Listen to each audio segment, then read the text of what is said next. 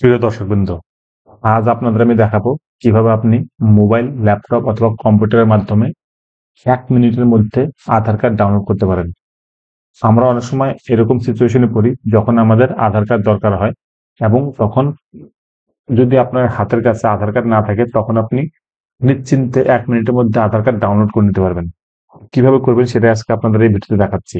তো আপনাকে যেটা করতে হবে, যেকোনো একটা ব্রাউজারে এসে লিখতে হবে uigai.gov.in। এটা লেখার পরে প্রথমে যে হোম পেজটি থাকবে তো সেখানে ক্লিক করবেন। করার সাথে সাথে আপনার কাছে এরকম একটা পেজ ওপেন হবে।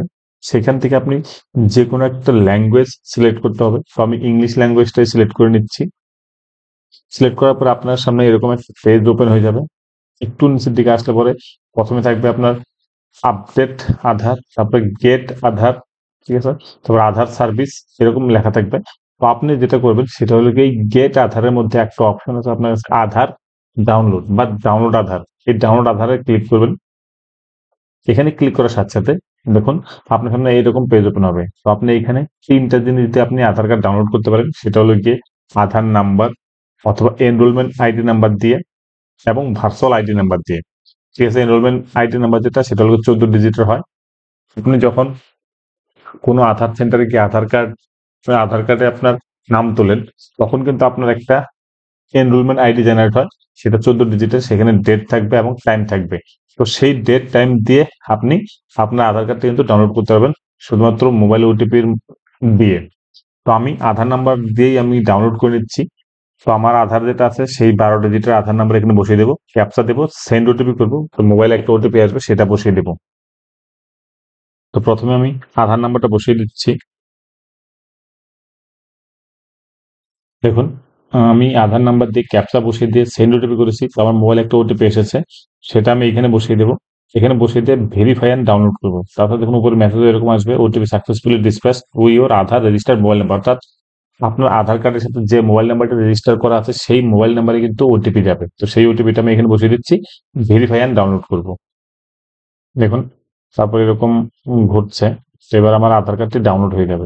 দেখুন এরকম মেসেজ চলে আসছে। আহ, এরকম মেসেজ আসার পরে আপনার এখানে একটা এক্সাম্পল দিয়েছে যে ইউর নেম ইজ আনিস ওয়াইকর ইউর বার্থ ইজ এত। অর্থাৎ আপনাকে কিন্তু একটা পাসওয়ার্ড দিতে হবে। সেটা কিরকম, যে আপনার যেটা নাম সেই নামের প্রথম ৪ ডিজিট এবং সেটা অবশ্যই ক্যাপিটালে, এবং তারপর আপনার ডেট অফ বার্থের ইয়ার। এই ইয়ার এবং আপনার প্রথম ৪ ডিজিট দিয়ে এই পাসওয়ার্ড দিতে হবে। তারপরে কিন্তু আপনার যে আধার কার্ডটি সেটি কিন্তু ওপেন হবে। কিভাবে চলুন দেখি। ধরুন এইখানে আমার ডাউনলোড হয়ে গেছে। এবার কিন্তু আমাকে এখানে পাসওয়ার্ডটা বসাতে হবে।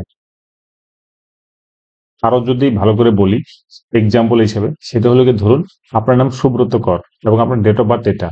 তাহলে পর প্রথম ডিজিট ৪টা, অর্থাৎ শুভর SUBR, এই ৪টা প্রথমের হবে। তারপরে ইয়ার অর্থাৎ ২০০১। অথবা আপনার ধরুন বিরাট কোহলি এবং ডেট অফ বার্থ এটা। তাহলে বিরাটের প্রথম ৪ ডিজিট, তার মানে নিলাম প্রথম ৪ ডিজিট এবং লাস্টের ইয়ারটা। এটা হলো কি আপনার পাসওয়ার্ড। আমি এবার এখানে সেটাই বসিয়ে দিচ্ছি, ৪ ডিজিটের।